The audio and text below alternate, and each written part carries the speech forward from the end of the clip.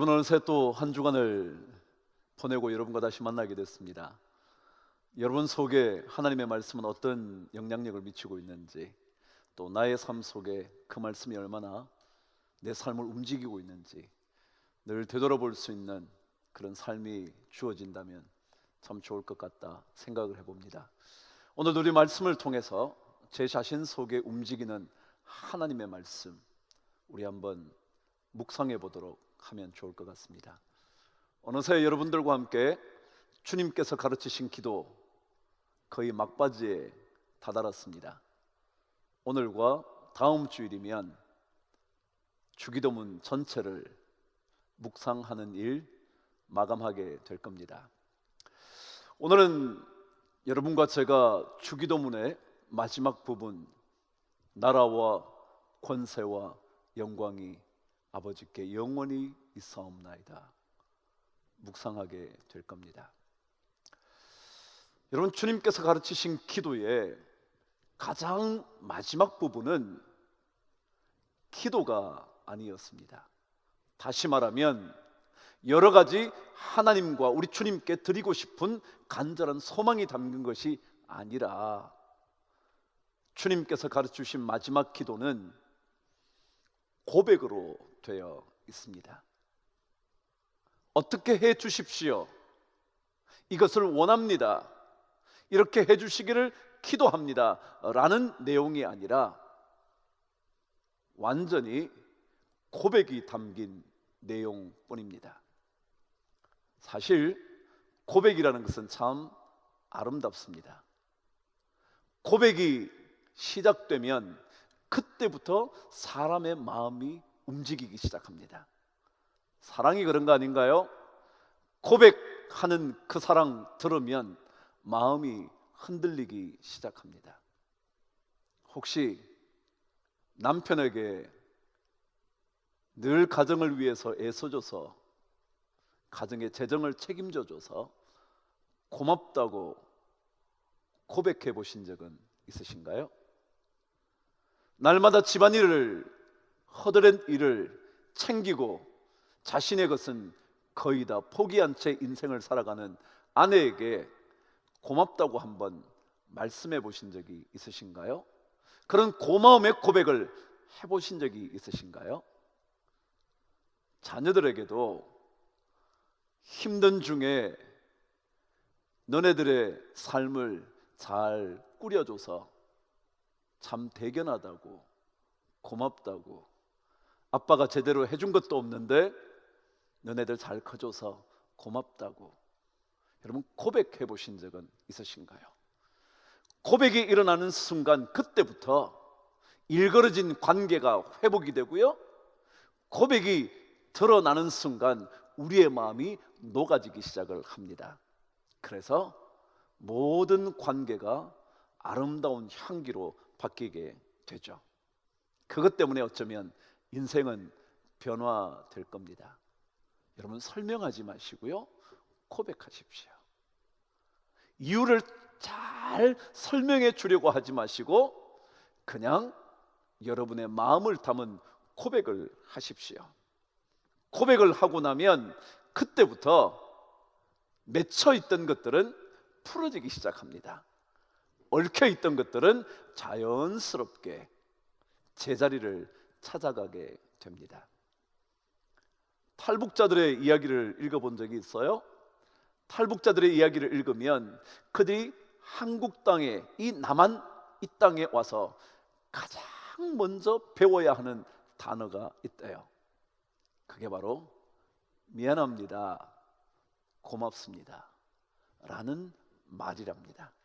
다른 문화를 알려주기 전에, 다른 어떤 삶의 방식을 알려주기 전에 이 말만 잘하면 관계가 어려움 없이 풀려질 거라고 설명을 한다는 겁니다.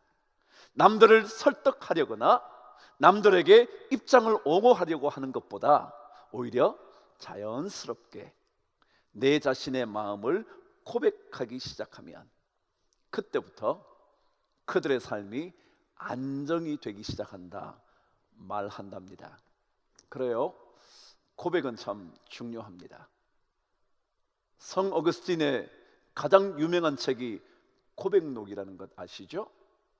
그 책이 진짜 유명하게 된 이유는 다른 것이 아니랍니다.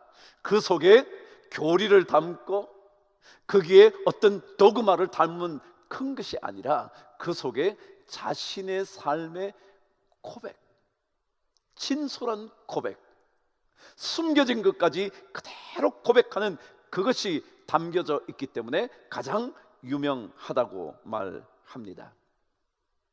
그 유명한 고백 중에 이런 거였잖아요. 우리의 영혼은 당신 안에서 쉼을 얻기 전까지는 어떠한 안식도 얻을 수 없습니다. 아시죠? 주님 안에 있으면 최고의 쉼입니다 라고 말할 수 있는 그 고백이 담긴 이야기가 많은 사람들의 마음을 움직이는 그런 글들이 되었다는 거죠. 자, 그렇다면 오늘 주님께서 우리에게 어떤 것을 고백하기를 원하시느냐 하면, 왜요?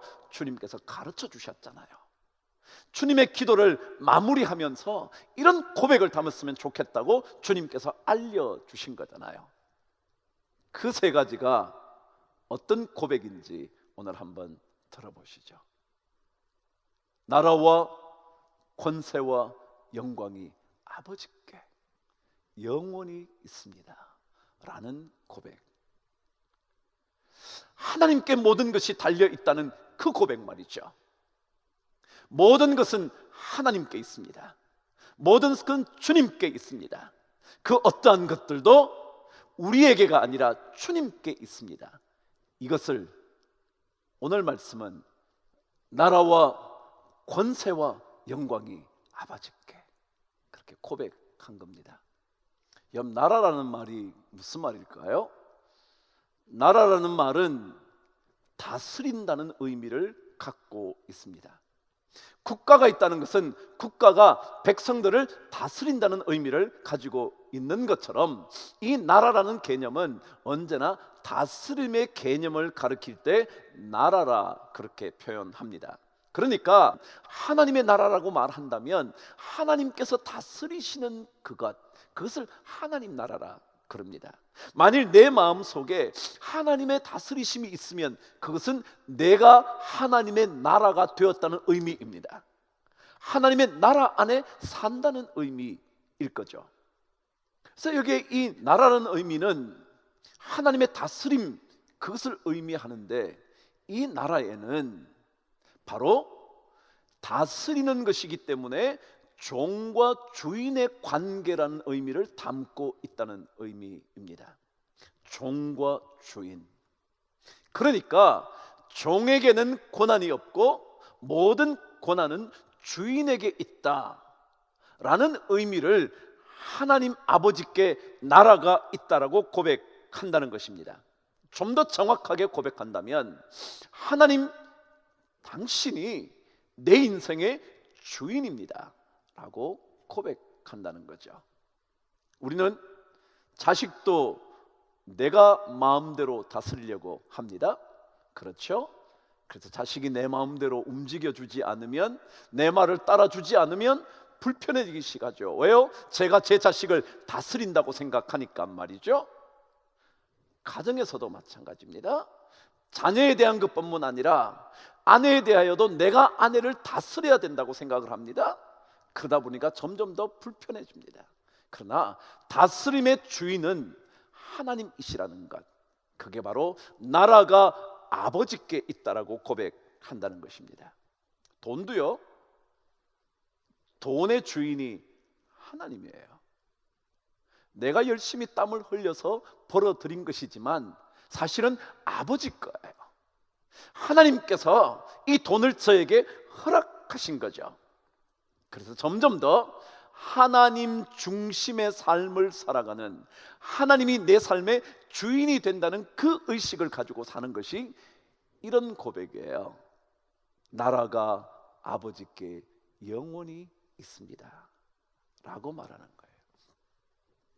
우리는 모든 것의 주인이 하나님이라고 고백하는 것, 내 가지고 있는 모든 소유가 하나님의 것이라고 말하는 것, 내가 벌어놓은 재산, 내가 쌓아온 명성, 내가 갖고 있는 모든 관계망, 이 모든 것이 하나님께 있다. 하나님께서 다스리신다. 아니, 하나님이 주인이시라고 말할 때 우리는 아버지께 나라가 있다라고 고백하는 것입니다. 여러분, 저와 함께 이 땅을 살아가는 동안 점점 더 확실하게 견고하게 세워져야 하는 고백 하나가 있다면 주님이 저의 인생의 주인입니다. 내 삶의 모든 것을 다스리시는 분이십니다 라고 고백하는 것일 겁니다. 근데 오늘 성경은 이 다스림의 이야기를 한 단계 더 발전시켜 권세 또한 아버지께 있습니다 라고 고백합니다. 여기에 권세라는 말은 헬라어로 dynamis라는 단어입니다. 자주 들어보셨죠? 권능이라고 번역하기도 하는 단어이죠. 이 단어에서 우리는 dynamite라는 단어가 파생되었다는 것, 아니 그렇게 어원을 가지고 있다고 우리는 알고 있습니다. 다시 말하면 폭발적인 능력, 그게 권세입니다. 말하자면 우리 인생에서 경험할 수 있는 모든 능력, 아니 내가 보여주고 있는 모든 힘, 권력, 이 모든 것이 바로 아버지 것이라고 말하는 것, 이게 권세가 아버지께 영원히 있습니다 라는 의미라는 거죠. 내가 돈을 잘 벌었다면 돈을 잘 버는 능력이 하나님께로부터 왔다는 겁니다. 그 능력은 하나님께서 주신 것이라는 것입니다. 내가 공부를 좀 더 잘하게 된다면 그 공부 잘하는 능력을 하나님께서 주셨다는 겁니다. 그것이 바로 권세가 아버지께 있다라고 고백하는 것이죠. 우리는 능력이 있는 것 같지만, 힘이 있는 것 같지만 아무런 힘을 갖지 못하는 존재이라는 것, 우리는 깨달아야 합니다. 제가 언제인가 중국에서 어떤 포럼을 하느라 참여했다 드디어 귀국하는 날이 됐습니다. 한 분이 저에게 공항까지 태워주셔서 공항에 드디어 도착을 했습니다. 가시라고 그랬더니 그분이 아이 목사님, 공항 안으로 들어가는 것을 보고 가시겠다고 공항 내부로 들어오신 겁니다. 근데 갑자기 그때부터 배가 아프기 시작하는데 조금 복통이 강하게 오더라고요. 견딜 수가 없어서 제가 배가 너무 아픈데 잠시 여기에 좀 앉았다 들어가겠다고. 그래서 앉았습니다.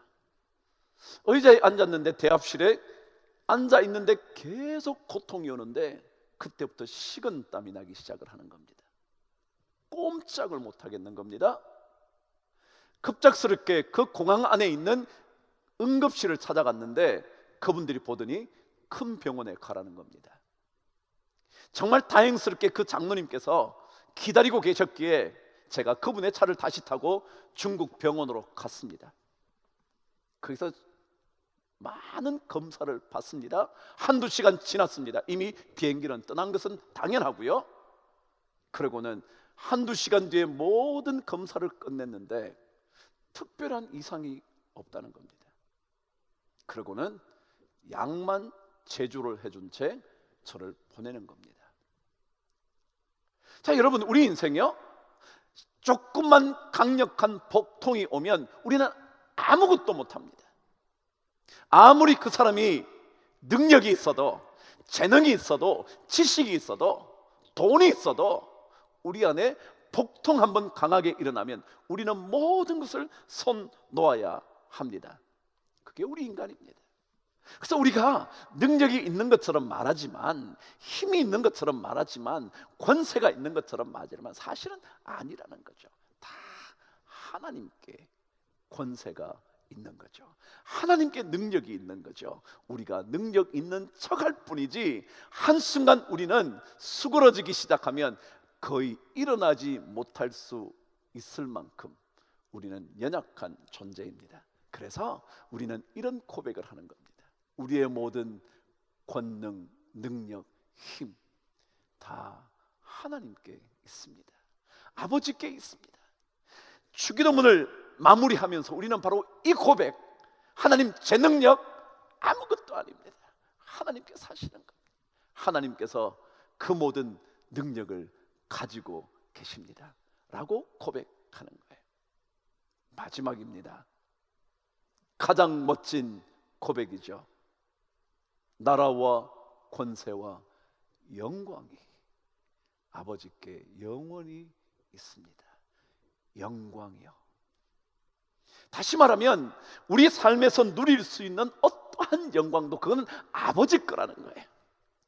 여러분과 제가 그 어떤 일을 통하여, 어떤 물질을 통하여, 어떤 성취를 인하여 우리가 얻게 된 모든 영광, 그거 다 하나님 거라는 거예요. 완전한 고백이죠. 완전한 신앙의 고백이죠. 완전한 헌신의 고백입니다. 우리 모든 인생의 영광, 그거 다 하나님께서 받으셔야 할 영광이라는 거죠. 생각해 보세요. 공부를 할 수 있게 된 것, 공부를 더 잘할 수 있게 된 것, 돈을 벌 수 있게 된 것, 그리고 진짜 내 안에 부유함이 찾아오게 된 것, 이것 다 하나님께로부터 온 것이고 하나님께서 능력을 주신 것이라면 말할 것도 없이 하나님께서 영광 받으셔야 하는 것이 정상 아닐까요? 그러니까 하나님께서 받으실 영광을 우리가 가로채기 시작하는 순간 우리의 믿음은, 우리의 삶은 끝이 나버리죠.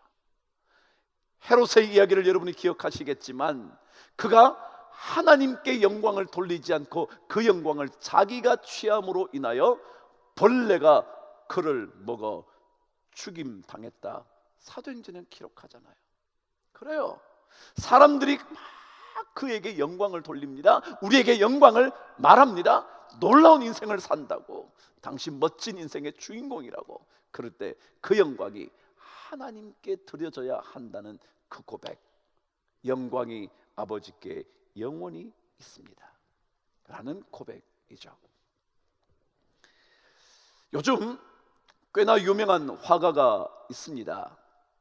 이 사람의 작품들이 비싼 값에 팔리는 것 보면 유명하다, 그렇게 세상 사람들은 말하죠. 그 사람의 이름이 페르난도 보테로라는 화가입니다. 그는 남미 콜롬비아의 화가입니다. 얼마나 유명한지 피카소, 샤갈 이런 사람들과 대등할 만큼 유명세를 얻게 됐고 그의 작품이 높은 가격에 거래되고 있다 그럽니다. 근데 그 사람은 남미 사람답게 남미 사람들의 모습을 하나씩 그려냅니다. 근데 특별히 뚱뚱한 모습이요. 남미 사람들이 중년 정도만 되면 전부 다 뚱뚱한 몸매를 가지게 되는 것 혹시 보신 적 있나요? 그런 모습을 계속 그려냅니다. 자신의 독특한 시선으로, 시각으로 그들의 삶, 그들의 모습을 하나둘씩 표현해내기 시작을 한 거죠. 그런데 그가 이런 얘기를 한번 한 적이 있었습니다. 저는 제 그림 속에서 남미 사람들의 영혼을 담고 싶습니다. 다시 한번요. 나는 자신의 그림 속에서, 내 자신의 그림 속에서 남미 사람들이 갖고 있는 영혼, 정신을 그 속에 담고 싶습니다. 여러분, 제가 미국 생활 조금 해본 경험 한 가지 얘기하면요, 남미에서 온 사람들에게 특별히 놀라운 특징이 하나가 있어요. 그들에게는 그리 염려함이 없다는 것입니다. 삶이 참 여유롭다는 겁니다. 그들은 남미에서 들어와 미국 땅에서 비록 영어도 잘 못하는, 어쩌면 가장 천대받는 그룹의 사람들임에도 불구하고 그들은 그들의 삶에서 얼마나 엄청난 여유를 그들이 누리며 사는지 모릅니다. 그들은 주로 일용직입니다. 그리고 금요일날 주급을 받습니다. 그러면 금요일날 받아서 주일이 될 때까지 2, 3일 동안 그 돈을 다 소비합니다. 그럼 또다시 열심히 일합니다. 그럼 금요일날 또 즐거운 파티를 열어갑니다. 그만큼 여유 있게 삽니다. 근심을 하지 않습니다. 다시 말하면 어쩌면 그 남미 사람들의 놀라운 그 여유로움, 평안함, 염려 없음, 그 영혼을 그려내고 싶다 그랬습니다. 여러분 어떠신가요? 우리 예수 믿는 사람 삶 속에 하나님의 영혼이 혹시 담겨져 있는 것 보여드릴 수 있다면 좋은 거 아닐까요? 혹시 내 안에 하나님의 영광이 살아있다는 것을 혹시 누군가가 볼 수 있게 된다면 그 멋진 인생 아닐까요? 여러분과 제 안에 내 모든 삶의 순간을 통하여 하나님이 어떻게 영광 받으실지가 드러나게 된다면, 그것을 내 삶 속에 담게 된다면 그 인생 참 멋진 인생일 것 같습니다. 여러분 한 주간 여러분과 제 안에 다시 하나님의 영광이 어떻게, 하나님의 다스리심, 주인 되심이 어떻게, 그리고 그분께서 얼마나 엄청난 능력을 가지고 계시는지 그것을 한번 표현해 보시는 한 주가 되면 어떨까요? 하나님께서 여러분을 통하여 그런 멋진 고백을 듣고 싶어 하신다는 것이 주님께서 가르쳐 주신 주기도문의 마지막 내용 아닐까요? 한 주간 여러분을 통하여 멋진 신앙의 고백, 하나님을 향한 영광의 고백이 넘쳐나는 한 주 꼭 되기를 축복합니다. 우리 다음 주에 마지막 주님의 기도 묵상하도록 하겠습니다. 여러분 한 주간 평안하십시오. 다음 주에 뵙겠습니다.